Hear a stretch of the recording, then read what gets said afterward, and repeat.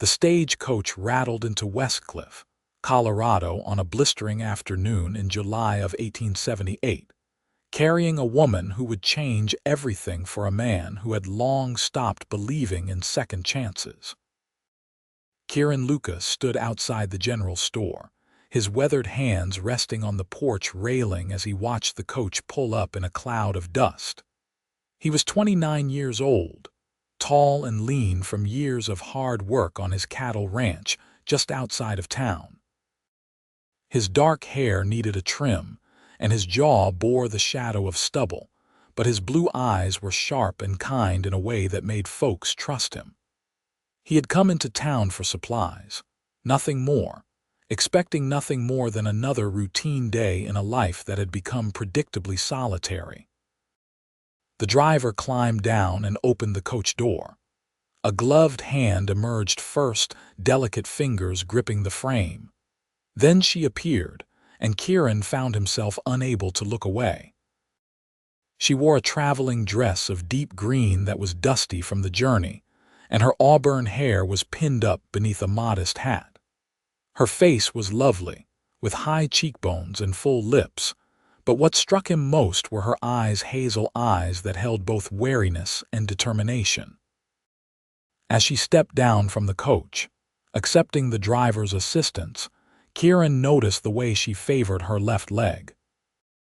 Her right foot touched the ground normally, but her left landed with careful deliberation, and when she took her first steps toward the boardwalk, there was a pronounced limp in her gait. She carried herself with dignity despite it, her chin held high, but Kieran could see the flash of pain that crossed her features with each step. "Careful there, miss," the driver said, handing down a worn carpetbag and a small trunk.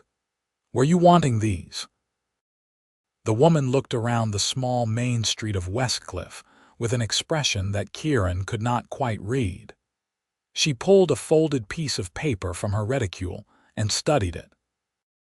"I am looking for the boarding house," she said, and her voice was clear and educated, with a hint of accent that suggested she was from back east. "That would be Mrs. Patterson's place, just down the street there," the driver said, pointing. "But it is a fair walk with luggage." Kieran found himself moving before he had made a conscious decision to do so. He stepped off the porch and approached the woman, removing his hat. "Pardon me, miss. I would be happy to carry your things to the boarding house." She turned those hazel eyes on him, and he felt something shift in his chest. Up close, he could see the fine lines of fatigue around her eyes, the tension in her jaw. This was a woman who had traveled far and was running on determination alone. "That is very kind of you, mister." She trailed off, waiting for him to supply his name. "Lucas, Kieran Lucas. I have a ranch just outside of town." "Miss Eleanor Walsh," she said, and offered him a small smile that did not quite reach her eyes. "I would appreciate your help, Mr. Lucas. It has been a long journey." He picked up both the carpetbag and the trunk as though they weighed nothing, though the trunk was quite heavy. "From back east?" he asked as they began walking slowly down the boardwalk. "Pennsylvania," she confirmed. She took a step and he could see her wince. "Philadelphia originally." Kieran deliberately slowed his pace, matching her careful steps. "That is quite a distance. What brings you all the way to Westcliffe?" Eleanor was quiet for a moment, and he wondered if he had overstepped. But then she said, "I am to be married. My intended is a man named Thomas Grayson." "Do you know him?" The words hit Kieran like a physical blow, though he had no right to feel that way. He had just met this woman. And yet, something in him rebelled at the idea of her belonging to Thomas Grayson. He knew Thomas well enough, a merchant who had done well for himself, older by a good 20 years than Kieran, widowed twice, with a reputation for being demanding and cold. "I know him," Kieran said carefully. "He owns the dry goods store." Eleanor nodded. "We have been corresponding for 6 months. He placed an advertisement for a wife and I." She trailed off, and Kieran could hear the uncertainty in her voice. I answered it. They walked in silence for a few moments. Kieran found himself wanting to ask why, wanting to know what circumstances had driven this obviously educated and genteel woman to travel across the country to marry a stranger. But it was not his business, and they had only just met. When they reached the boarding house, Eleanor paused at the bottom of the 3 steps leading up to the porch. Kieran saw her grip the railing tightly, saw the way she braced herself. "May I offer my arm?" he asked quietly. She looked at him, and for a moment he thought he saw tears shimmer in her eyes. Then she blinked and they were gone. "Yes, thank you." He set down the luggage and extended his arm. She took it, and even through his shirt sleeve and her glove he could feel the slight tremor in her hand. Together they climbed the 3 steps slowly, one at a time. At the top she released his arm and took a breath. "Thank you, Mr. Lucas. You are very kind." Mrs. Patterson, a plump woman in her 50s with a warm smile, came bustling out before he could respond. "Oh, you must be Miss Walsh. Mr. Grayson said you would be arriving today. Come in, come in. I have a room all ready for you." Kieran carried the luggage inside and up the narrow staircase to the 2nd floor, where Mrs. Patterson showed Eleanor to a small but clean room overlooking the street. He set the trunk at the foot of the bed and the carpet bag on a chair. "Thank you again," Eleanor said, removing her gloves. Her hands, he noticed, were slender and showed no signs of hard labor. This was a woman used to a different kind of life. "My pleasure, Miss Walsh," he said. He hesitated at the door, hat in hand. "I hope you find Westcliffe to your liking." "I am sure I will," she said, but her voice lacked conviction. As Kieran walked back down the stairs and out into the bright afternoon, he found himself deeply troubled. There was something about Eleanor Walsh that had gotten under his skin in the space of 20 minutes. Perhaps it was the quiet courage in the way she had walked despite obvious pain. Perhaps it was the sadness he had glimpsed behind her polite smiles. Or perhaps it was simply that he recognized in her what he had felt himself, the loneliness of someone trying to make the best of difficult circumstances. He collected his supplies from the general store and loaded them into his wagon, but his mind was not on the task.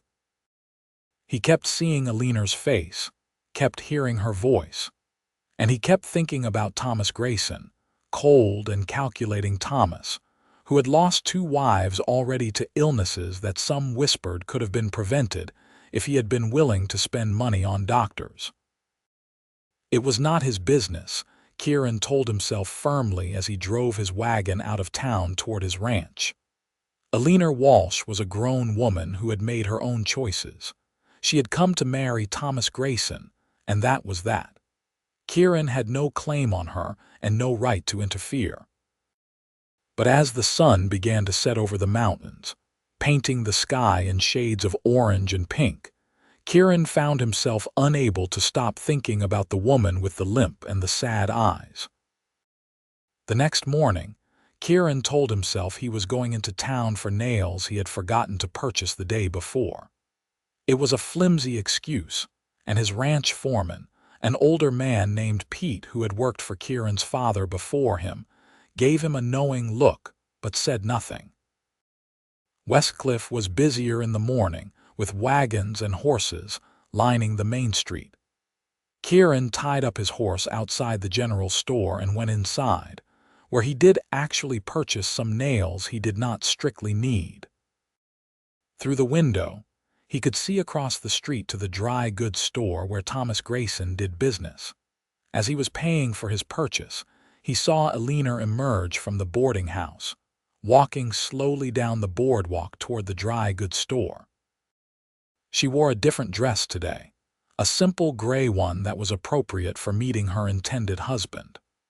Her hair was neatly arranged, and she walked with the same careful dignity he had noticed the day before. Kieran found himself leaving the general store and crossing the street, though he could not have said exactly why. He reached the dry goods store just as Eleanor was opening the door. Through the window, He could see Thomas Grayson behind the counter, counting out change for a customer. Eleanor stepped inside and Kieran, acting on an impulse he did not fully understand, followed her in. The store smelled of tobacco and leather and the various dry goods that lined the shelves. Thomas looked up as Eleanor entered, and his expression was neither warm nor welcoming. He was a man in his early 50s, with gray hair and a thin frame. His face was hard and ungenerous. "You must be Miss Walsh," Thomas said, his voice flat. He did not smile or come around from behind the counter. The customer, an older woman Kieran recognized from church, looked between Eleanor and Thomas with interest. "Yes, Mr. Grayson," Eleanor said, and Kieran could hear the nervousness in her voice. "I arrived yesterday. I am pleased to finally meet you in person." Thomas looked her up and down in a way that made Kieran's hands clench into fists. "You did not mention in your letters that you are lame," Thomas said bluntly. The color drained from Eleanor's face. The older woman customer gasped softly. Kieran took a step forward, anger flaring hot in his chest. Eleanor began, her voice shaking. "I had an accident when I was a child. I can walk and I can do all the things a wife should do. I assure you it does not impair my abilities to—" "I asked for a wife, not damaged goods," Thomas interrupted coldly. "I cannot have a wife who cannot keep up with the demands of running a household. What if there were an emergency? What if you needed to move quickly?" Eleanor swayed slightly, and Kieran saw her grip the edge of the counter for support. "Mr. Grayson, please. I can do everything that needs to be done. I am a hard worker and I am educated. I can keep accounts, I can cook, I think we are done here," Thomas said, dismissing her with a wave of his hand. "You can take the next stage back to wherever you came from. I will not be held to any agreement when you misrepresented yourself so grievously." Kieran could stay silent no longer. "That is enough," he said, his voice low and hard. He moved to stand beside Eleanor, who looked at him with wide, shocked eyes. Thomas looked at him with barely concealed contempt. "This does not concern you, Lucas. Mind your own business." "You are humiliating a lady in public, Grayson. That concerns any decent man," Kieran shot back. The older woman customer nodded in agreement, her expression disapproving as she looked at Thomas. "She is the one who lied," Thomas said. "She should have disclosed her condition in her letters. It is tantamount to fraud." Eleanor made a small, wounded sound. Kieran looked at her and saw that she was trembling, tears streaming down her face, though she held herself as straight as she could. In that moment, Kieran made a decision that would change the course of his life. "Miss Walsh did not lie about anything important," Kieran said. "She is here, she is willing, and she is clearly more than you deserve." He turned to Eleanor. "Miss Walsh, would you do me the honor of walking with me? I think we both could use some fresh air." For a moment, Eleanor just stared at him, tears still sliding down her cheeks. Then she nodded, unable to speak. Kieran offered her his arm, and she took it gratefully. Together, they walked out of the dry goods store, leaving Thomas Grayson sputtering behind them. Once outside, Eleanor pulled her hand from Kieran's arm and turned away, bringing her hands to her face as she fought to compose herself. Her shoulders shook with silent sobs. Kieran stood helplessly beside her, wanting to comfort her but not knowing how. "I am sorry," she finally managed, her voice muffled. "I am so sorry you had to witness that." "You have nothing to apologize for," Kieran said firmly. "Grayson is a cruel, small-minded man. You deserve far better." She turned to face him, and the raw pain in her eyes made his heart ache. "I have nowhere to go," she said simply. "I spent nearly all my money on the journey here. I have enough for perhaps a week at the boarding house, maybe 2 if I am very careful. And then—" She trailed off, spreading her hands helplessly. Kieran acted on instinct, on something deeper than thought. "Then we will figure something out," he said. "I will not let you be left destitute because Thomas Grayson is too blind to see what is right in front of him." "Why would you help me?" Eleanor asked, searching his face. "You do not even know me." "I know enough," Kieran said. And it was true, though he could not have explained it. He knew that she was brave, traveling all this way alone. He knew that she was proud, holding her head high despite pain and humiliation. He knew that there was kindness in her eyes and strength in her spirit. And he knew, with a certainty that defied logic, that he wanted to know everything else there was to know about Eleanor Walsh. They walked slowly down the boardwalk, away from the store and the staring eyes of curious townsfolk. Kieran matched his pace to hers without thinking about it, and Eleanor seemed to relax slightly as they moved away from the scene of her humiliation. "I need to tell you why I am here," Eleanor said quietly. "You deserve to know, after you have been so kind." They found a bench outside the church, shaded by a large cottonwood tree. Eleanor sat down carefully, and Kieran sat beside her, leaving a respectful distance between them. "2 years ago, I lived in Philadelphia with my parents," Eleanor began. "We were not wealthy, but we were comfortable. My father was a clerk and my mother took in sewing. I helped her with that. We had a good life." She paused, her hands twisted together in her lap. "Then there was an accident. A carriage lost control on an icy street. My mother was killed instantly. My father was badly injured and died 3 days later. I survived, but my leg was crushed." Kieran listened in silence, his heart aching for her. The doctors did what they could, but there was significant damage. "I can walk, but I will always limp, and there is pain sometimes, especially when it is cold or when I have been on my feet too long." She took a shaky breath. "After my parents died, I discovered they had debts I had not known about. Medical bills from treatments my mother had received, gambling debts my father had accumulated. Everything we had went to pay those debts. I was left with nothing." "You have no other family?" Kieran asked gently. Eleanor shook her head. "I am an only child, and both my parents were as well. I had an aunt, but she made it clear that she could not take me in, not with my condition. She said I would be a burden." The pain in her voice was palpable. "I found work for a while, but it was hard to keep positions. Employers wanted girls who could move quickly, who could stand all day without complaint. Eventually, I lost my lodging and was staying at a charitable house for women. That is when I saw Mr. Grayson's advertisement." She looked at Kieran, her eyes filled with a mixture of shame and defiance. He was honest in his advertisement that he was older, that he was a widower. He said he wanted a wife who was educated, who could help with the business. He said he valued intelligence and reliability. In my letters, I told him about my education, about my skills with figures and reading. I told him I was a good cook and that I was willing to work hard.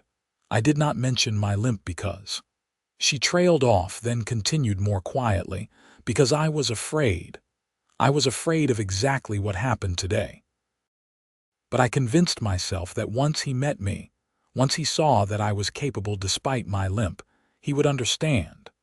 I was wrong." Kieran felt a surge of anger at Thomas Grayson all over again, but also at a world that would reduce this intelligent, brave woman to such desperate circumstances. "You were not wrong to want a better life, and you were not wrong to hope that someone would see beyond your injury to who you really are.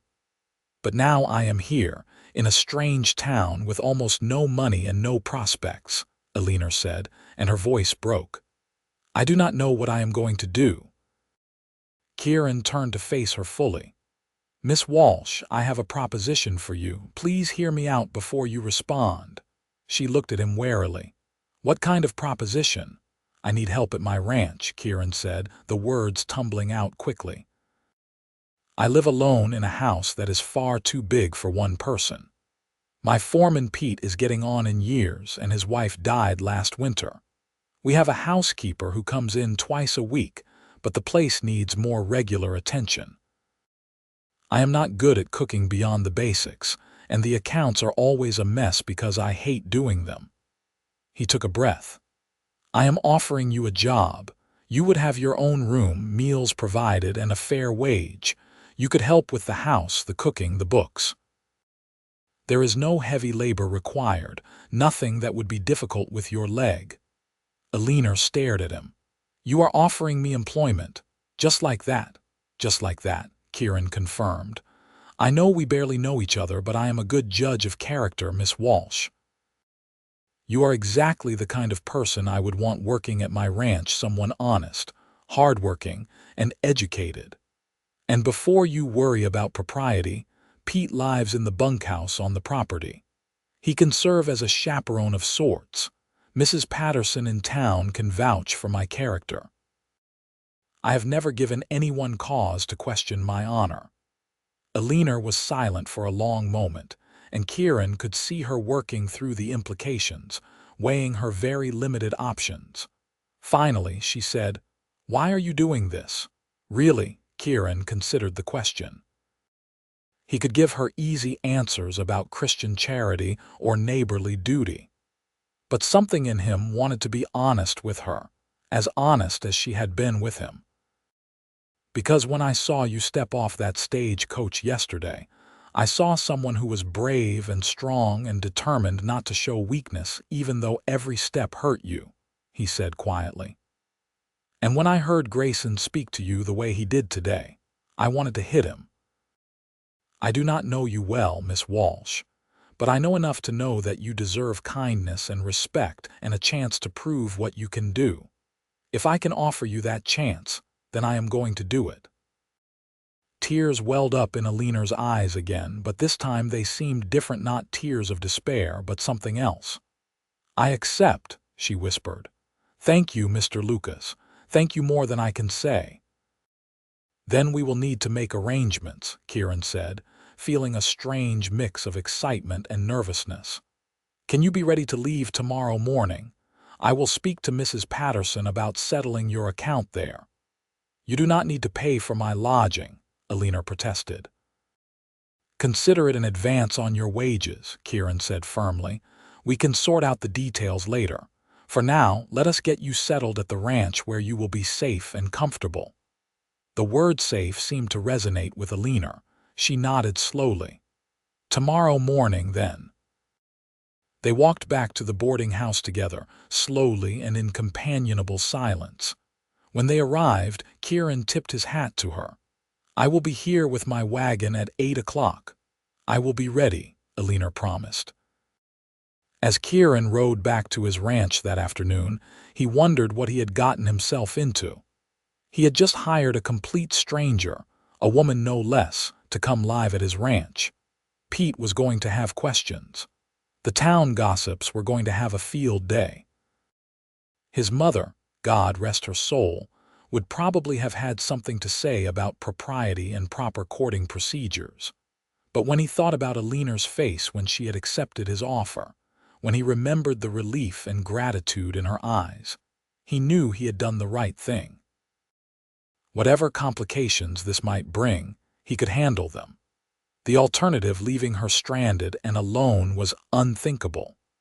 That evening, after he had finished his chores and eaten a lonely supper of beans and hard bread, Kieran sat on his porch and looked out over his land. He had 500 acres of good grazing land, a sturdy house his father had built, and a successful herd of cattle. At 29, he was well established and respected in the community. But he had been alone for too long. There had been a woman once, back when he was 23. Sarah Jennings, a banker's daughter from Denver.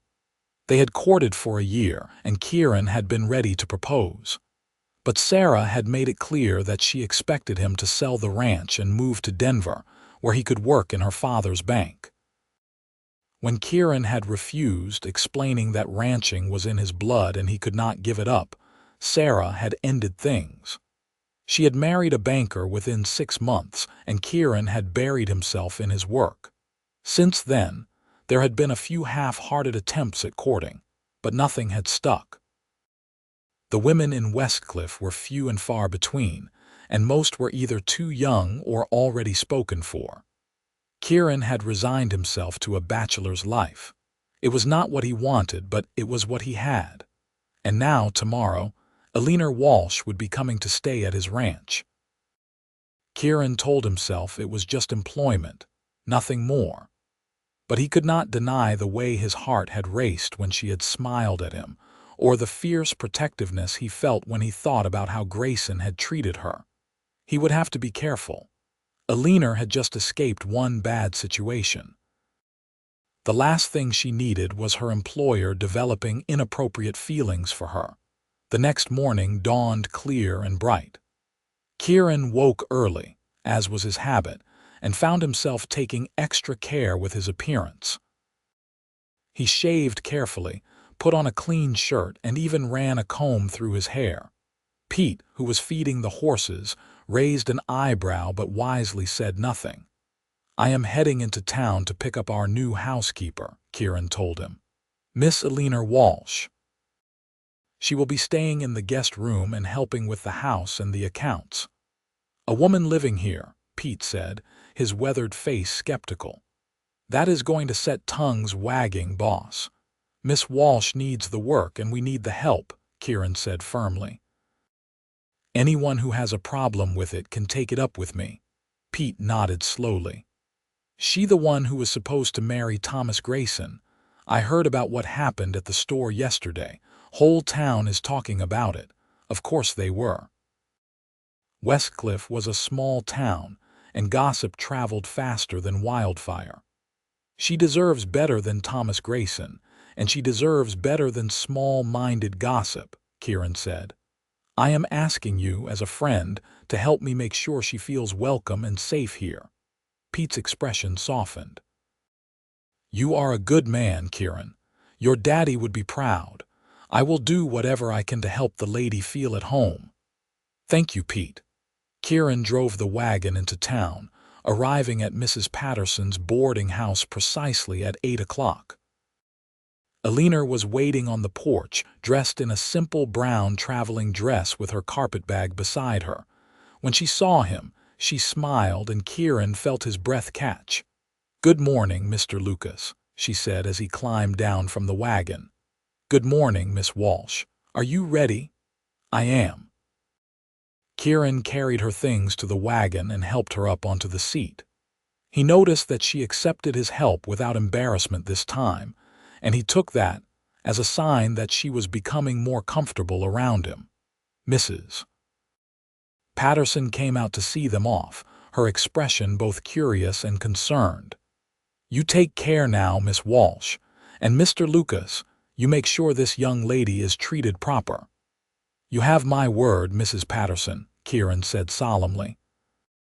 As they drove out of town, Eleanor was quiet at first, looking around at the landscape with interest.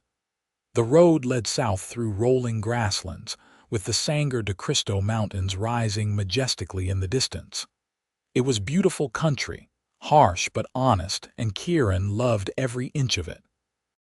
"How far is your ranch?" Eleanor asked after a while. "About 5 miles from town. Far enough for privacy, close enough to be practical." He glanced at her. "Are you comfortable?" "The road can be rough." "I am fine," Eleanor assured him. "It is a beautiful morning. Everything is so open here." "In Philadelphia, you rarely saw the horizon." "That is one thing we have plenty of here, space and sky," Kieran said with a smile. "Some people find it lonely, others find it freeing." "Which do you find it?" Eleanor asked. Kieran considered. "Both, I suppose. It depends on the day." They talked easily as they traveled, about small things at first: the weather, the landscape, the cattle they passed grazing in distant fields. But gradually, the conversation deepened. Eleanor asked about the ranch, and Kieran found himself telling her about his parents, about how his father had started with nothing and built the ranch through sheer determination and hard work. His mother had been a schoolteacher from Boston, educated and refined, and she had civilized his father without taming him. They loved each other deeply, Kieran said, surprised at how easily he was sharing these memories. My father died when I was 25 in a riding accident. My mother followed him 2 years later. The doctor said it was her heart, but I think it was really a broken heart. She never was the same after he died. I am sorry, Eleanor said softly, but what a gift to love someone that much. Yes, Kieran agreed. It was.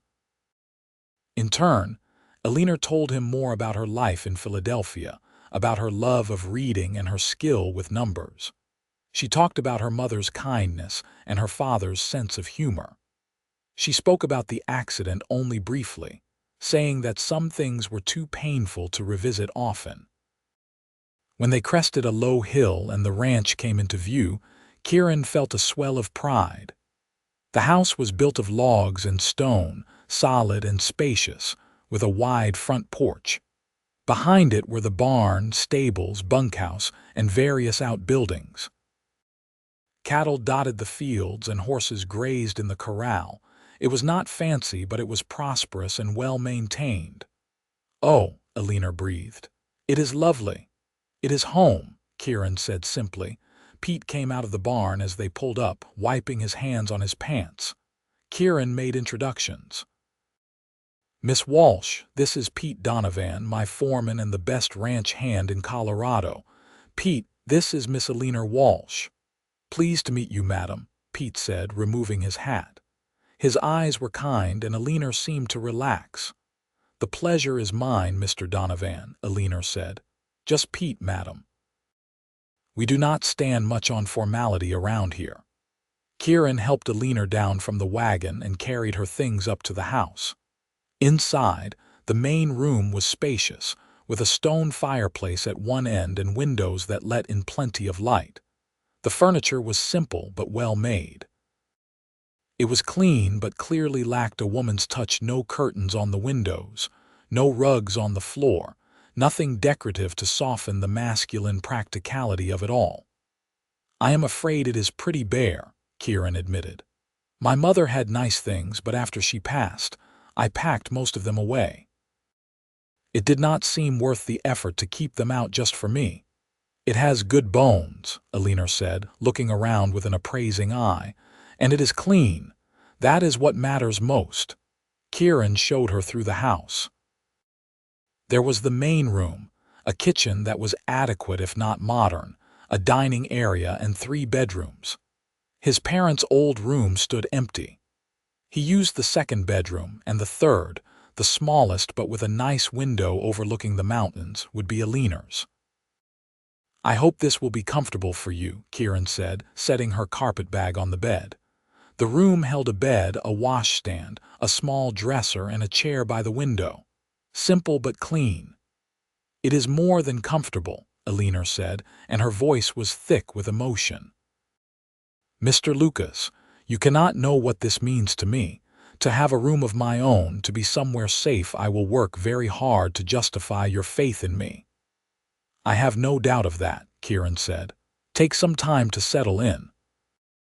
When you are ready, come to the kitchen and I will show you where everything is.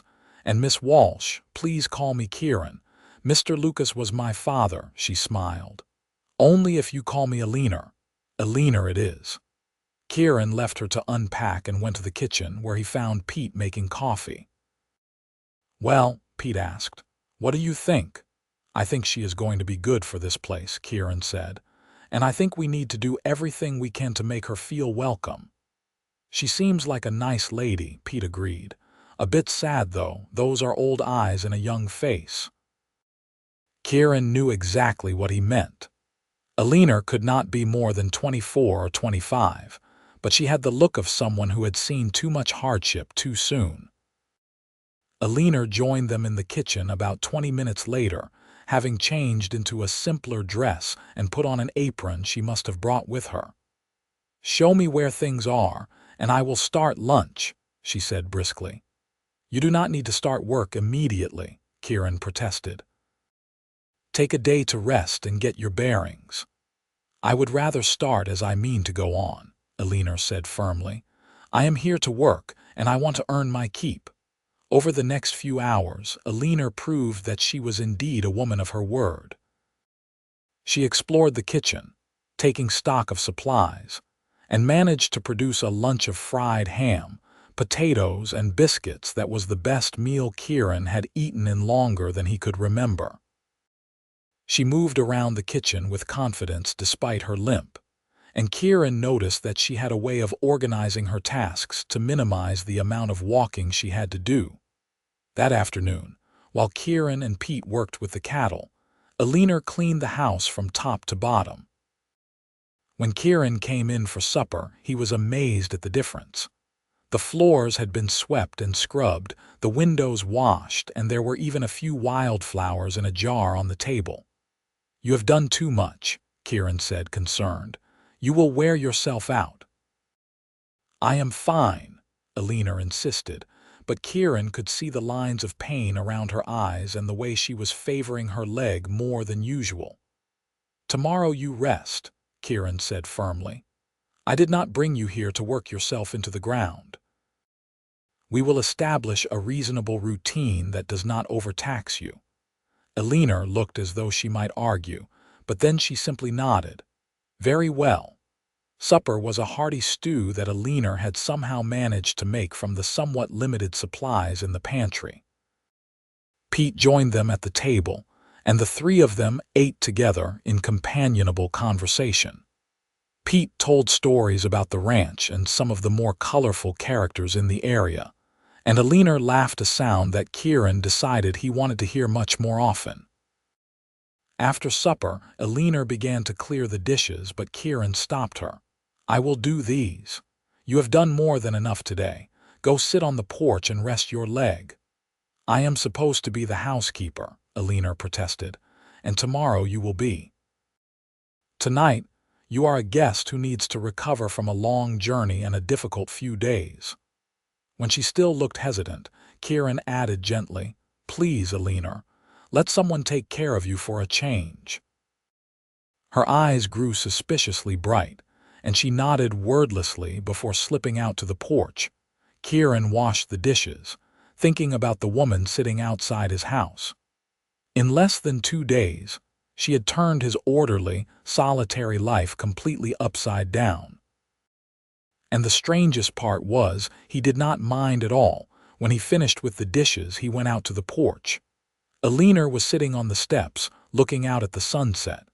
The sky was ablaze with color, and the mountains were dark silhouettes against the light. Mind if I join you? Kieran asked. Not at all. He sat down beside her, leaving a respectful distance. They sat in silence for a while, watching the light fade and the first stars appear. I was so afraid, Eleanor said suddenly. When I got on that stagecoach in Philadelphia, I was terrified. I did not know if I was making the right choice or the worst mistake of my life. And when Mr. Grayson rejected me, I thought, her voice broke. I thought that was it. I thought I had used up my last chance and there was nowhere left to go.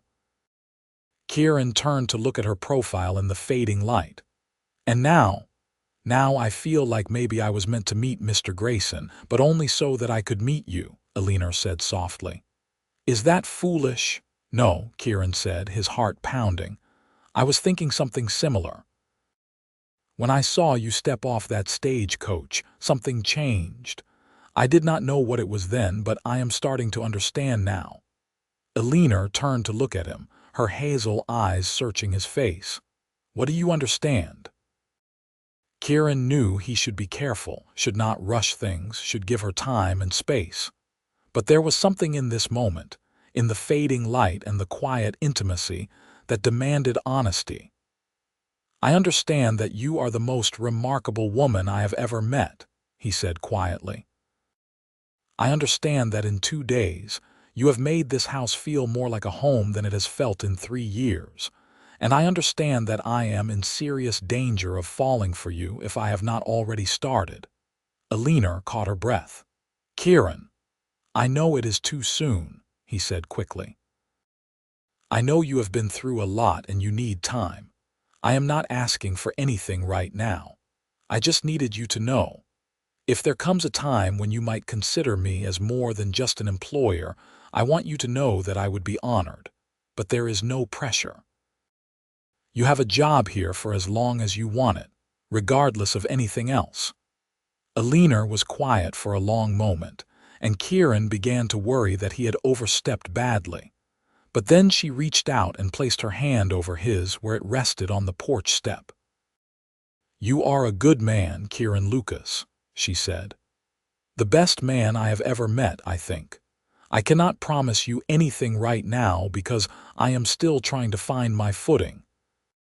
But I can tell you that when you helped me up those stairs, when you stood up to Mr. Grayson, when you offered me this chance, something in me recognized something in you.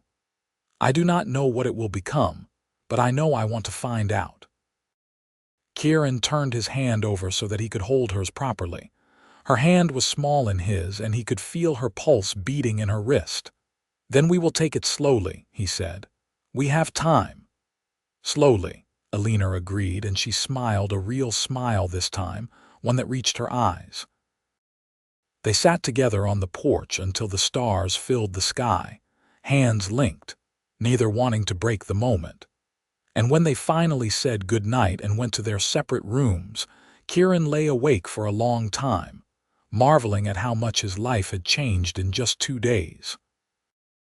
The next week settled into a routine that felt natural and right. Eleanor proved to be exactly what the ranch needed. She kept the house clean and organized, cooked meals that made both Kieran and Pete grateful for every bite, and took over the account books with obvious relief on Kieran's part. She had a natural head for numbers, and quickly identified several areas where the ranch could save money or improve efficiency. But more than the practical help, Eleanor brought life to the ranch.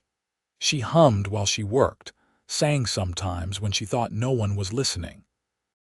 She put curtains in the windows, simple ones she sewed herself from fabric Kieran brought back from town.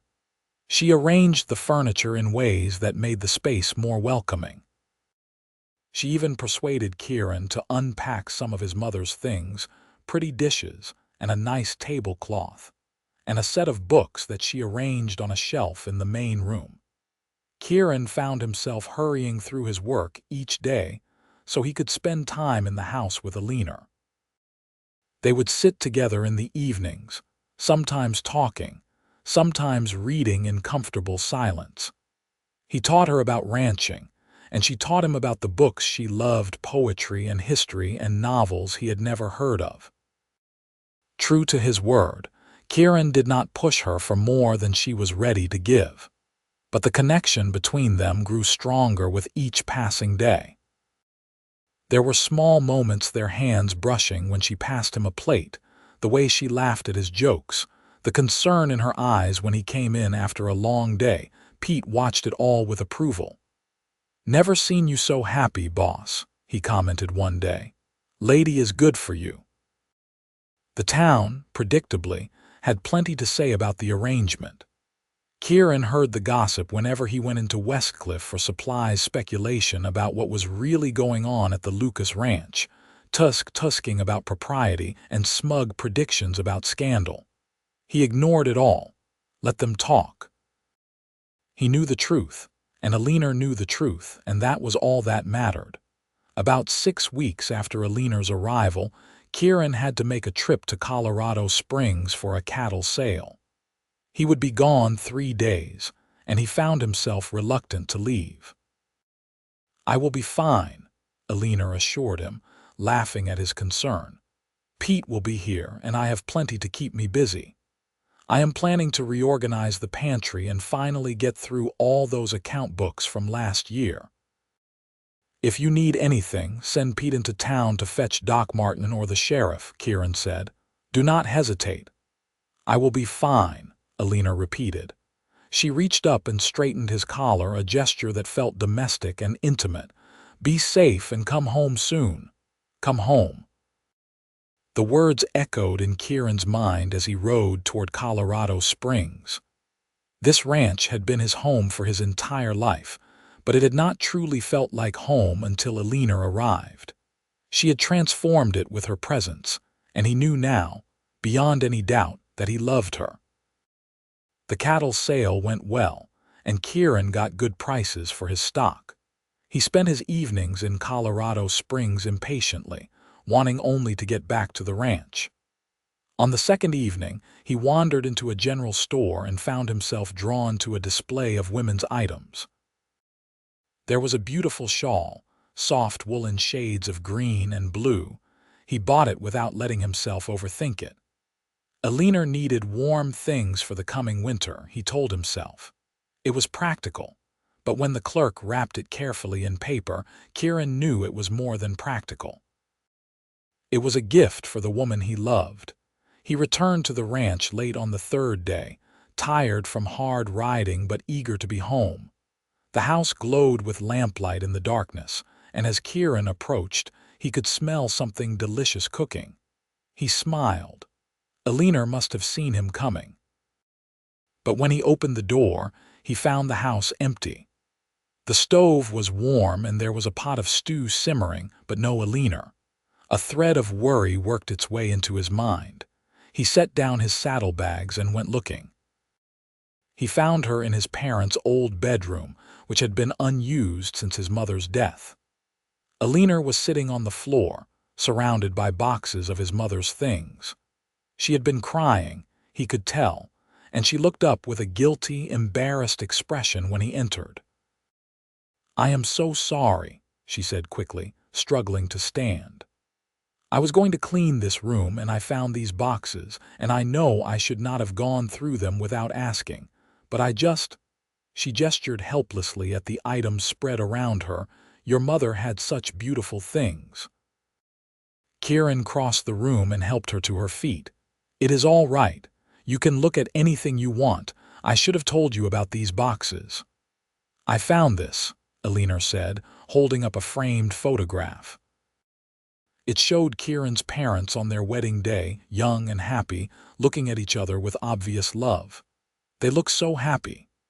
"They were," Kieran said, taking the photograph and looking at it. "They had their hard times, but they always had each other." Eleanor looked up at him, and in her eyes he saw something that made his heart race. "Kieran, I need to tell you something." "What is it?" "I have been here for 6 weeks now, and every day I wake up grateful for this chance you have given me. But it is more than gratitude I feel." She took a breath, clearly gathering her courage. "When I am with you, I feel safe and happy and valued in a way I never have before. When you left for Colorado Springs, the house felt empty in a way it never did before I met you, and I realized that I was not just missing my employer or my friend. I was missing the man I love." Kieran's heart felt like it might burst. "Eleanor, I know I have not known you long enough to be sure," she continued quickly. "I know it is too soon and probably foolish, and I know I am not what you deserve." "Stop," Kieran said, setting down the photograph and taking both her hands in his. "Eleanor Walsh, you are everything I did not dare hope for. You are smart and brave and kind and beautiful, and I have loved you from the moment you took my arm to walk up those boarding house steps. I love the way you hum when you cook. I love the way you bite your lip when you are working on the accounts. I love your laugh and your courage and the way you see the good in everything.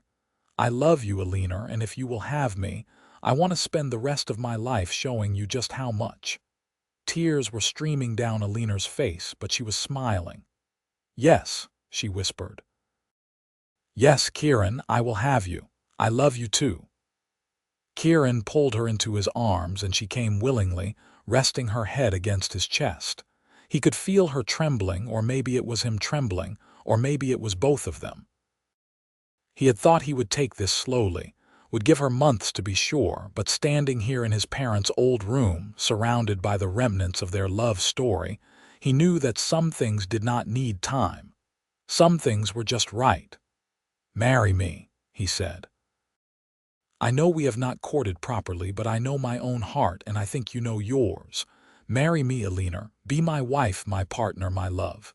Eleanor pulled back enough to look up at him, her hazel eyes shining with tears and joy. "Yes," she said. "Yes, I will marry you." Kieran kissed her then, tenderly, almost reverently. Her lips were soft beneath his, and she kissed him back with a sweetness that made him dizzy. It was a kiss of promise, of hope, of a future together. When they finally pulled apart, both breathless, Eleanor laughed. "I feel like I should be dreaming. This morning I woke up as your housekeeper. Tonight I am your intended wife." "I brought you something from Colorado Springs," Kieran said, suddenly remembering. "Wait here." He hurried to the main room and retrieved the wrapped package from his saddlebag. When he brought it back, Eleanor carefully unwrapped it. Her eyes widened when she saw the beautiful shawl. "Oh, Kieran, it is lovely," she breathed, running her fingers over the soft wool. "I saw it and thought of you," he said. "I know it is not much, it is perfect," Eleanor interrupted. She draped it around her shoulders, and the colors brought out the green in her eyes. "I will treasure it always." They spent the rest of the evening making plans. They would marry as soon as possible, here at the ranch with a few close friends and neighbors. Eleanor wanted to write to her aunt, not out of any hope for reconciliation, but simply to inform her. Kieran would need to speak to the pastor in town and arrange for the ceremony. "People are going to talk," Eleanor said, a hint of worry in her voice. "Let them talk," Kieran said firmly. "They have been talking since the day you arrived. I do not care what they think. I know what is in my heart, and I know what is in yours. That is all that matters." That night, Eleanor moved some of her things into the main room so they could talk more easily without worrying about propriety. Pete, when told the news the next morning, grinned broadly and shook Kieran's hand with enthusiasm. "About time, boss. I have been wondering when you would get around to asking her. Any fool could see you were both crazy about each other." The next few weeks were a whirlwind of preparation. Kieran rode into town and spoke with Pastor Reynolds, who agreed to perform the ceremony. The pastor was a kind man who had known Kieran since he was a boy, and he seemed genuinely happy about the match. "I heard the talk about Miss Walsh," Pastor Reynolds said. "Heard what Thomas Grayson did too. That man is a poor excuse for a Christian, and I am glad she will be with you instead. You are a good man, Kieran, and you deserve happiness." News of the engagement spread through Westcliffe like wildfire. Reactions were mixed. Some people were scandalized by the speed of the courtship. Others, particularly the women who knew what had happened with Thomas Grayson, were happy for Eleanor.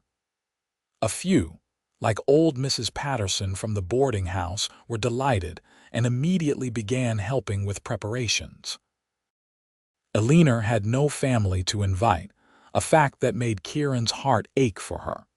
But she threw herself into preparations with enthusiasm, planning a simple but lovely ceremony.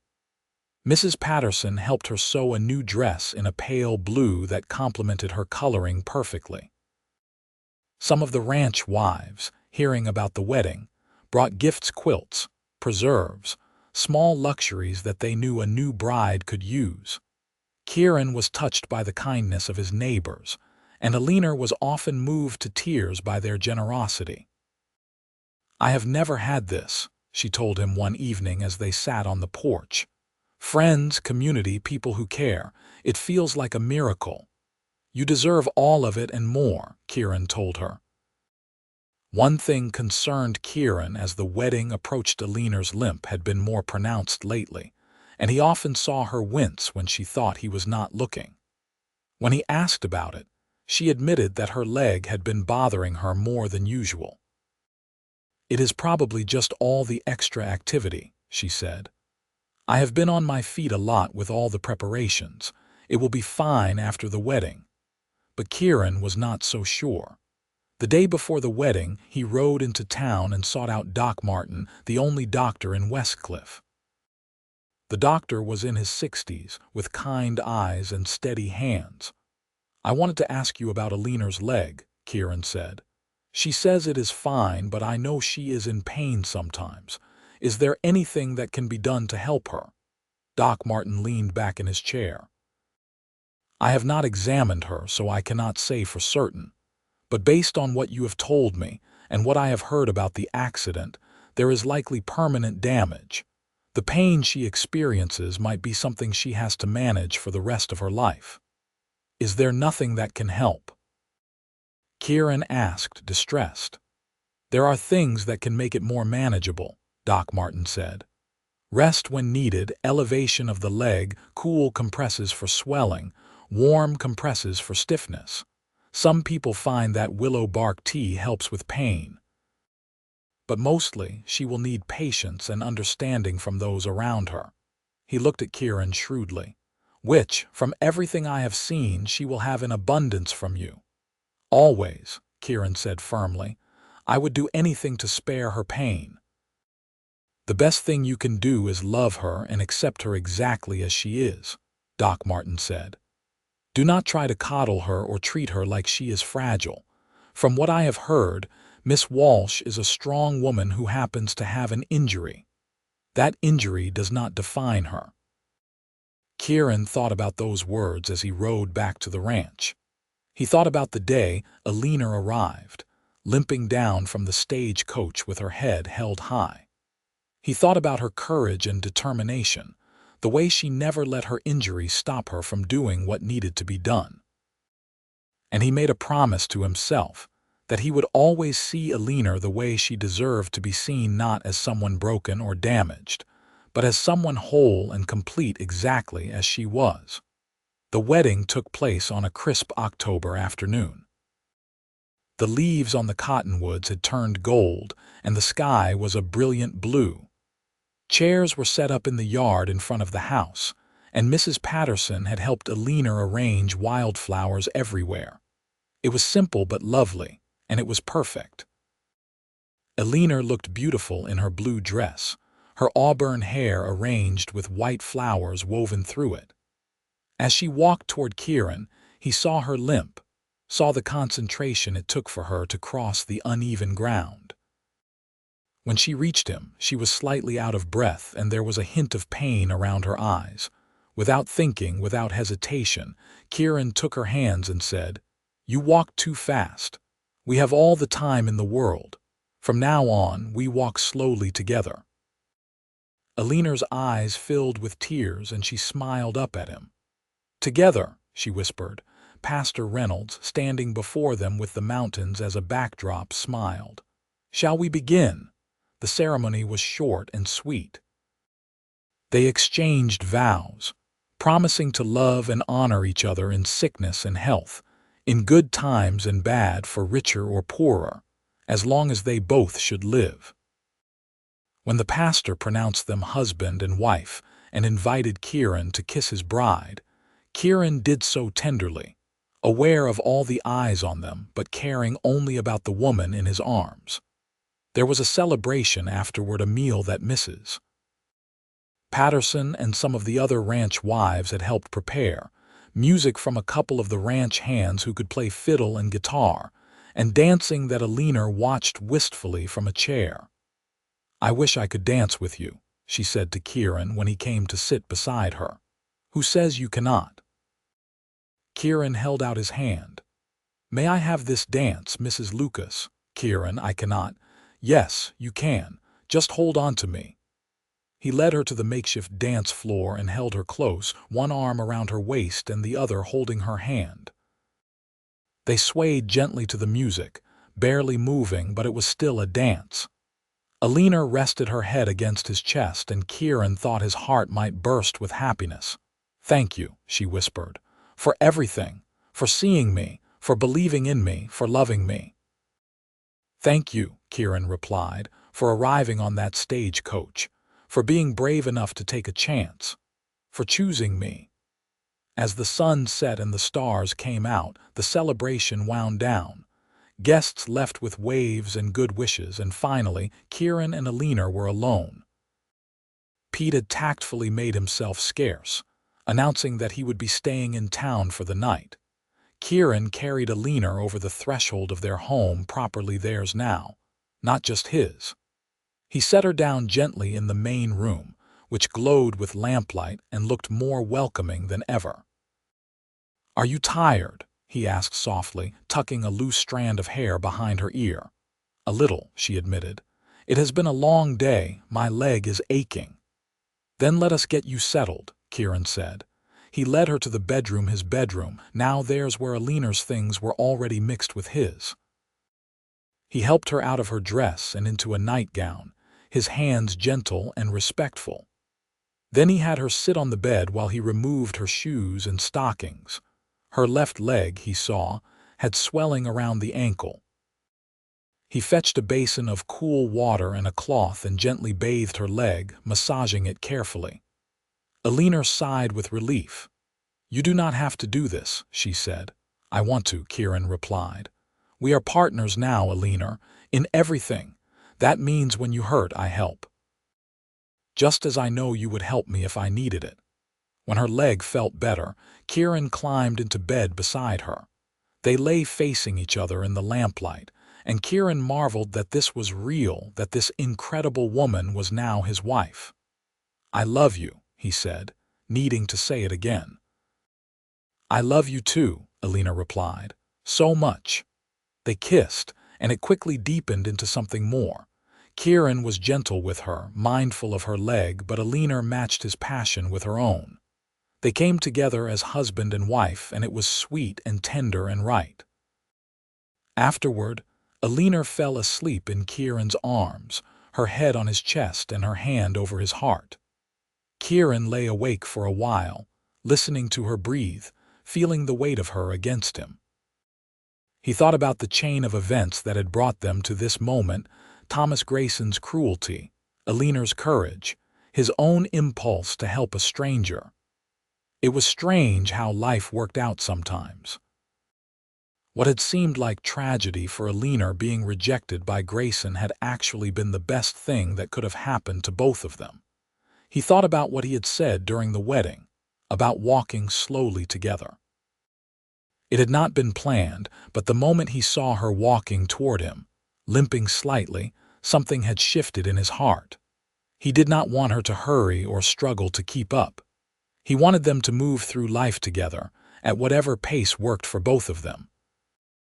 The next months were some of the happiest of Kieran's life. He and Eleanor settled into married life with an ease that surprised them both. They worked side by side, running the ranch together. Eleanor took over more of the business side, and Kieran was amazed at how much she improved their operations. She negotiated better prices with buyers, found ways to cut costs without sacrificing quality, and kept meticulous records that made tax time much less painful. But more than her practical contributions, Eleanor made their house a home. She sang in the kitchen while she cooked. She read to him in the evenings from the books she loved. She laughed at his jokes and listened patiently to his concerns about the ranch. And every night, they fell asleep in each other's arms. Winter came to the mountains, bringing snow and cold. Eleanor's leg bothered her more in the cold weather, and there were days when she had to rest more than she would have liked. Kieran made sure she did not overdo it, sometimes physically carrying her to a chair and ordering her to sit down. "I am not an invalid," she would protest, but there was love in her eyes. "I know you are not," Kieran would reply. "But you are my wife, and I will not watch you suffer when a little rest would help." For Christmas, Kieran gave Eleanor a beautiful rocking chair he had made himself, with extra padding and a footstool so she could elevate her leg when it was bothering her. She cried when she saw it, and they spent Christmas evening with Eleanor in her new chair and Kieran on the floor beside her, his head in her lap as she ran her fingers through his hair. "I have never been so happy," Eleanor said softly. "I did not know life could be this good." "We are just getting started," Kieran promised. In the spring, Eleanor told him she was expecting a child. Kieran was overjoyed and terrified in equal measure. He worried about Eleanor's health, about the pregnancy and delivery. But Eleanor seemed more excited than worried. "Women have been having babies since the beginning of time," she reminded him with a smile. "And I am strong, Kieran, stronger than you think." "I know you are strong," Kieran said, placing his hand gently on her still flat stomach. "But I am allowed to worry about you. You are everything to me." Doc Martin examined Eleanor regularly throughout her pregnancy. He assured Kieran that she was healthy and that there was no reason to expect complications. "Her leg injury should not affect her ability to carry and deliver a baby," he said. "Stop worrying, Kieran, and just enjoy this time." Kieran tried, and mostly he succeeded. Eleanor bloomed during her pregnancy, growing rounder and more radiant with each passing week. She loved to talk about the baby, about what they would name it, and what kind of person it might become. "If it is a boy, I want to name him after your father," Eleanor said one evening as they sat on the porch watching the sunset. "What was his name?" "Henry," Kieran said. "Henry James Lucas." "Henry," Eleanor repeated, smiling. "I like that. And if it is a girl?" "My mother's name was Catherine, but everyone called her Kate." "Kate," Eleanor said. "That is beautiful." As it turned out, they would need the boy's name. Eleanor went into labor on a warm day in late September, almost exactly a year after their wedding. Kieran sent Pete racing into town for Doc Martin and Mrs. Patterson, who had offered to assist with the delivery. The labor was long and hard, and Kieran was beside himself with worry. He stayed with Eleanor as much as the doctor would allow, holding her hand and wiping her brow with a cool cloth. She was in tremendous pain, and it killed him to see it and be unable to help. "You are doing so well," he told her again and again. "You are so strong. I love you so much." Finally, after nearly 18 hours, their son was born. The cry of a newborn filled the house, and Kieran felt tears streaming down his face. Doc Martin cleaned the baby and wrapped him in a blanket, then placed him in Eleanor's arms. She looked exhausted, her hair damp with sweat and her face pale, but she was smiling. "Hello, Henry," she whispered. "Hello, my beautiful boy." Kieran looked down at his son, at the tiny, perfect face and the little fists waving in the air, and felt a love so overwhelming it was almost frightening. This was his son. His and Eleanor's. A whole new life that they had created together. "He is perfect," Kieran said, his voice choked with emotion. "He has your eyes," Eleanor said, and indeed, the baby's eyes were blue like Kieran's. Doc Martin checked Eleanor thoroughly and pronounced that she had come through the delivery well. "You did fine, Mrs. Lucas. No complications. You will be sore for a while, but you should recover quickly." After the doctor and Mrs. Patterson left, Kieran climbed into bed beside Eleanor and their son. Henry was nursing, making little snuffling sounds that made them both laugh. "Thank you," Kieran said, kissing Eleanor's temple. "Thank you for him. Thank you for everything." "Thank you," Eleanor replied, "for making me believe in happiness again, for teaching me that I was worthy of love." "You were always worthy," Kieran said fiercely. "Always." Life with a baby was chaotic and exhausting and wonderful. Henry was a good baby for the most part, but he still woke frequently at night and demanded constant attention. Eleanor loved being a mother, despite the sleepless nights and the endless work. Kieran helped as much as he could, walking the floor with Henry when he was fussy, changing nappies, and doing anything else Eleanor needed. Mrs. Patterson came out to the ranch regularly to help, and some of the other ranch wives did the same. Eleanor formed real friendships with these women, and Kieran was glad to see her becoming part of the community. She was no longer the mysterious stranger who had showed up to marry Thomas Grayson. She was Kieran Lucas's wife, Henry Lucas's mother, and a valued member of Westcliffe society in her own right. When Henry was 3 months old, Thomas Grayson stopped Kieran in town one day. Kieran had been avoiding the man, having no desire for confrontation, but now Thomas blocked his path deliberately. "I suppose you think you got quite a prize," Thomas said, his voice bitter. "Taking my intended bride." "Eleanor was never your intended anything once you rejected her," Kieran said coldly. "And yes, I did get a prize. I got the best woman in Colorado, and I thank God every day that you were too blind to see it." "She is lame," Thomas spat. "She will be a burden to you eventually." Kieran stepped closer, his fists clenched. "Eleanor is my wife and the mother of my son. She is strong and smart and more capable than you could ever imagine. Her leg does not diminish her in any way, and if I ever hear you speak poorly of her again, you will regret it. Do I make myself clear?" Thomas paled and stepped back. "Clear," he muttered. "Good." Kieran turned and walked away, still seething. When he got home and told Eleanor about the encounter, she kissed him and said, "Thank you for defending me, but you do not need to fight my battles. I know my worth now, and nothing Thomas Grayson says can change that." "I will always defend you," Kieran said. "That is what husbands do." The years passed in a blur of happiness. When Henry was 2, Eleanor gave birth to a daughter they named Kate after Kieran's mother. Kate had Eleanor's auburn hair and hazel eyes, and she was as headstrong as her mother and as gentle as her father. The ranch prospered under Kieran and Eleanor's joint management. They expanded their herd, bought more land, and built a new barn. Eleanor's skill with numbers and business proved invaluable, and Kieran often said that he had not really known how to run a ranch until she had shown him. But more than the material success, their marriage was filled with love and laughter. They had their difficult times. Winters were hard on Eleanor's leg, and there were years when the cattle market was poor, but they faced everything together. Kieran never stopped being grateful for the day Eleanor had stepped off that stagecoach, and Eleanor never stopped marveling at her good fortune in finding a man who loved her exactly as she was.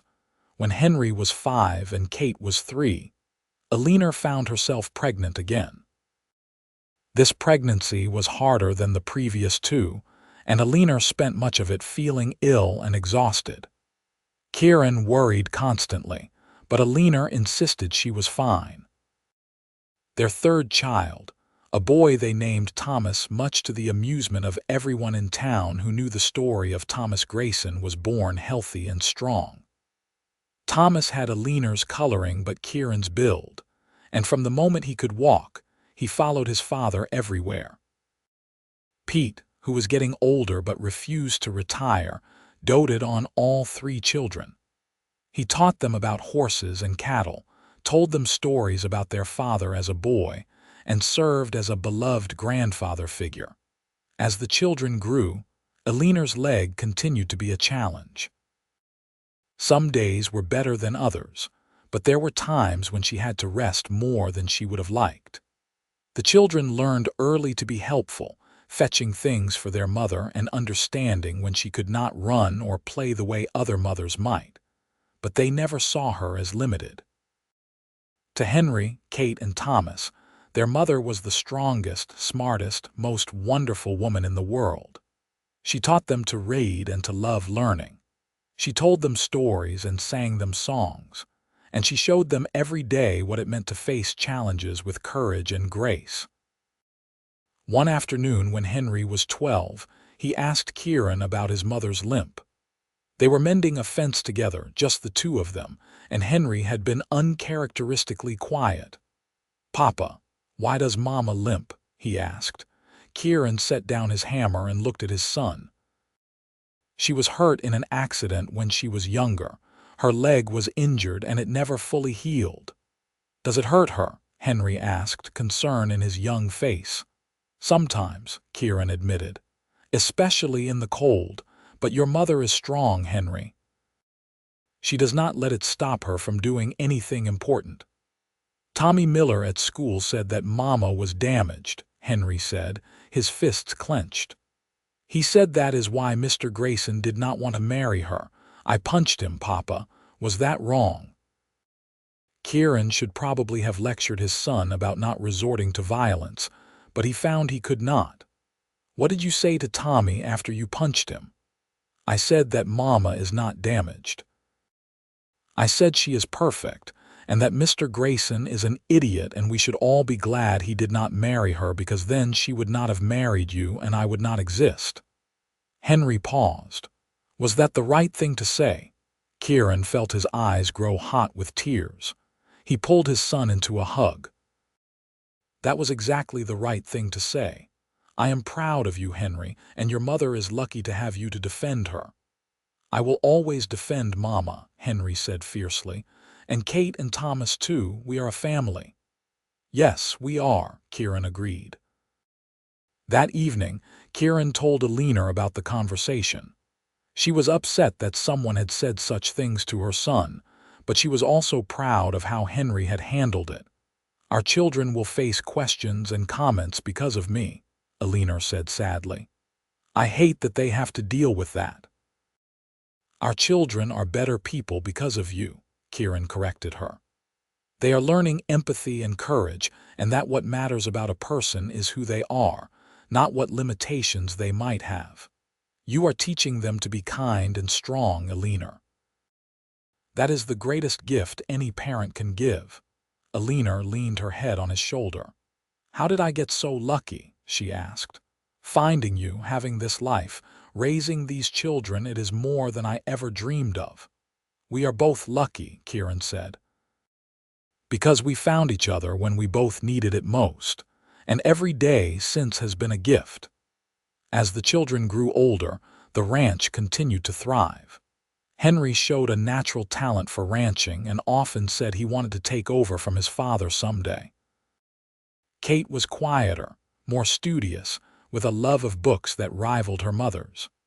Thomas was the adventurer, always getting into scrapes and coming home with stories of his exploits. Eleanor remained the heart of the family, managing the household and the business with equal skill.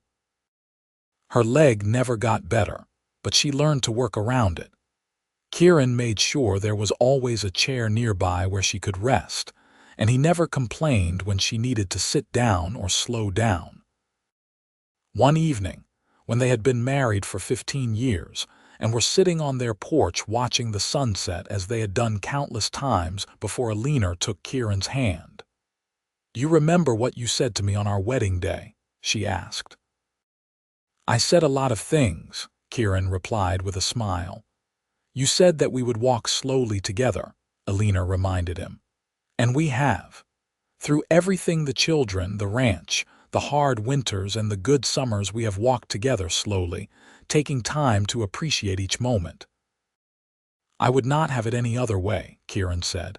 He brought her hand to his lips and kissed it. "You are still the best thing that ever happened to me, Eleanor Lucas, and I fall in love with you more deeply every single day." "I love you too," Eleanor said, "more than words can say." The years continued to pass in a blur of happiness and challenges. Pete finally retired when he was 75, moving into a small house in town that Kieran bought for him. But he visited the ranch often, unable to stay away from the place and the family he loved. Henry, when he turned 21, took over more of the ranch operations, proving himself to be as capable as his father. Kate went away to a teaching college, determined to become a teacher like her grandmother had been. And Thomas, restless and adventurous, spent a year working on cattle drives before returning home and declaring that there was no place like the ranch. Eleanor's hair began to show threads of silver, and Kieran's dark hair turned gray at the temples. But their love never dimmed. If anything, it grew stronger with each passing year. They knew each other's habits and quirks, could communicate with just a look, and still found joy in the simple act of being together. When Kieran was 50 and Eleanor was 46, they became grandparents for the first time. Henry married a young woman named Alice from a neighboring ranch, and a year later, they had a daughter. Holding his granddaughter for the first time, Kieran felt a sense of completeness that was almost overwhelming. "We have built something good here," he told Eleanor that night as they sat together in the main room of the house that had been their home for so many years. "A family, a legacy. Everything I have is because of you." "Everything I have is because you saw past my limp to who I really was," Eleanor replied. "You taught me that I was worthy of love and happiness. You gave me a home and a family and a life I never thought I could have." "I saw you," Kieran said simply. "Just you. And I loved what I saw." They sat in comfortable silence for a while, listening to the sounds of the ranch, the lowing of cattle in the distance, the wind in the cottonwoods, the creak of the house settling. These were the sounds of home, of a life well lived, of love that had endured. "You have any regrets?" Eleanor asked suddenly. Kieran thought about it seriously. "None," he said finally. "Not a single one. Oh, there were hard times and there were days I would have changed if I could, but I would not change anything about us, about our life together." "Would you?" "No," Eleanor said. "Not even the hard parts, because the hard parts taught us things. They made us stronger, and they made the good parts even sweeter." As they grew older, Eleanor's leg troubled her more. There were days when walking was very difficult, and eventually Kieran fashioned a cane for her to use. She resisted at first, seeing it as a sign of weakness, but Kieran reminded her of what Doc Martin had said all those years ago, that accepting help was not weakness. It was wisdom. "I have been walking slowly beside you for more than 20 years, Kieran told her. "And I will continue to do so for as long as God gives us. Whether you use a cane or crutches, or whether I carry you everywhere, we are still walking together, Eleanor. That is what matters." On their 25th wedding anniversary, their children threw them a party. It was held at the ranch, with neighbors and friends coming from miles around. There was music and dancing and food, and toasts were made to the couple who had built such a wonderful life together. Henry stood and raised his glass. "To my parents," he said, "who taught me what real love looks like. Who showed me that the most important things in life are not things at all, but the people you love and the life you build with them. Papa, you once told me that Mama is not damaged, that she is perfect.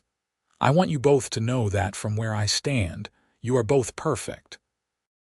Perfect for each other, perfect as parents, perfect as an example of what a marriage should be. To Mama and Papa." "To Mama and Papa," everyone echoed, and Eleanor had to wipe tears from her eyes. After the party, when everyone had gone home and the house was quiet again, Kieran and Eleanor sat on their porch in the gathering darkness. Eleanor's head was on Kieran's shoulder, and his arm was around her waist. 25 years, Eleanor mused. "Sometimes it feels like yesterday that I stepped off that stagecoach.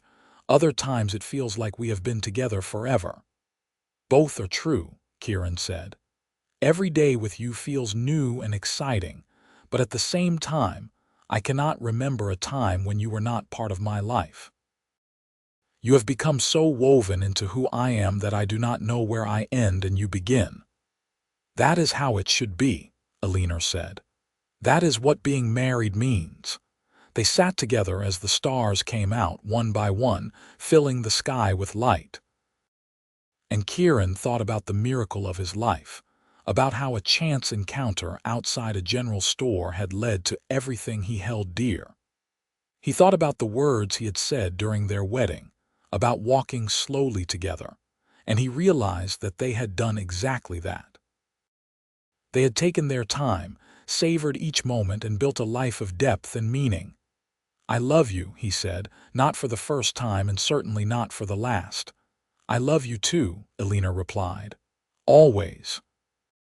And as they sat together in the darkness, two people who had found each other when they both needed it most, who had built a life and a family and a love that would endure for generations, they knew that they were blessed. Blessed to have found each other, blessed to have had the courage to take a chance on love, and blessed to have walked slowly together through all the days of their lives. The years continued to roll by like the seasons, each bringing its own joys and challenges. Kieran and Eleanor grew older together, their hair turning white, their steps slowing even more. But their love never wavered. If anything, it deepened with time, becoming as much a part of them as breathing. Kate came home from her teaching position to get married to a doctor from Colorado Springs. Thomas finally settled down and married a rancher's daughter from the next county. The ranch was filled with grandchildren who climbed on Grandpa Kieran's lap and begged Grandma Eleanor for stories. Eleanor's health remained relatively stable until she was in her 60s. Then, gradually, her leg began to cause more serious problems. There were infections and complications, and Doc Martin, now retired and replaced by a younger doctor, warned that there might come a time when difficult decisions would have to be made. But even as her body grew frailer, Eleanor's spirit remained strong. She still managed the household, still kept the accounts with Kate's help, and still filled the house with love and laughter. And Kieran remained by her side, devoted as ever, helping her with anything she needed without ever making her feel diminished. When Kieran was 65, Pete died peacefully in his sleep. The loss hit the whole family hard. Pete had been part of their lives for so long that it seemed impossible that he was gone. At the funeral, Kieran spoke about how Pete had been more than an employee, more than a friend. He had been family, and he would be deeply missed. That night, Eleanor held Kieran as he wept for his old friend. "He lived a good life," she reminded him gently, "and he loved you like a son. You gave him a home and a family when he was alone. That was a gift, Kieran." "I know," Kieran said, "but it still hurts." "Of course it does," Eleanor agreed. "Love always leaves a mark. But that mark is proof that we lived, that we connected with someone, that our lives mattered." A few years later, when Eleanor was 68 and Kieran was 71, Eleanor fell ill with pneumonia. It was winter, the coldest winter in memory, and despite the doctor's best efforts, Eleanor grew steadily weaker. She spent most of her time in bed, and Kieran rarely left her side. Henry ran the ranch now, with help from Thomas and their growing sons. Kate came to help nurse her mother, bringing her own medical knowledge and gentle care. But they all knew that Eleanor was fighting a battle she might not win. One evening, as snow fell softly outside the window, Eleanor motioned for Kieran to sit beside her on the bed. Her breathing was labored and her skin was pale, but her eyes were still bright. "I need to tell you something," she said, her voice weak. "Do not talk," Kieran urged her. "Save your strength." "No, I need to say this." Eleanor took his hand, her grip surprisingly strong. "I need you to know that you saved me, Kieran, not just from poverty or from being alone. You saved me from believing that I was not worthy of love. You taught me to see myself as whole and valuable. You gave me a life beyond my wildest dreams. And I need you to know that loving you, being your wife, raising our children, it has been the greatest honor and joy of my life." Tears streamed down Kieran's face. "Eleanor, you cannot leave me. I do not know how to be without you." "You are strong," Eleanor said, "stronger than you know. And you are not alone. You have our children and grandchildren. They will take care of you. And Kieran, I need you to promise me something." "Anything," Kieran choked out. "Promise me you will not close yourself off. Promise me you will keep living, keep loving, keep finding joy in every day. Promise me you will tell our grandchildren about us, about how we met and how we fell in love. Tell them that I loved them all so much." "I promise," Kieran whispered. "I promise all of it, but please, Eleanor, please do not leave me yet." Eleanor smiled, and even weakened as she was, it was the smile he had fallen in love with all those years ago. "I am not leaving you. I am just going ahead for a little while, and when your time comes I will be waiting. We will walk slowly together again, Kieran. Always. She closed her eyes then, still holding his hand, still smiling. And sometime in the night, while snow continued to fall and Kieran held her close, Eleanor Walsh Lucas slipped peacefully away. The days after Eleanor's death were the hardest of Kieran's life. The house felt empty without her, the ranch hollow. He went through the motions of living because he had promised her he would, but everything felt gray and pointless. His children surrounded him with love, but nothing could fill the Eleanor-shaped hole in his heart.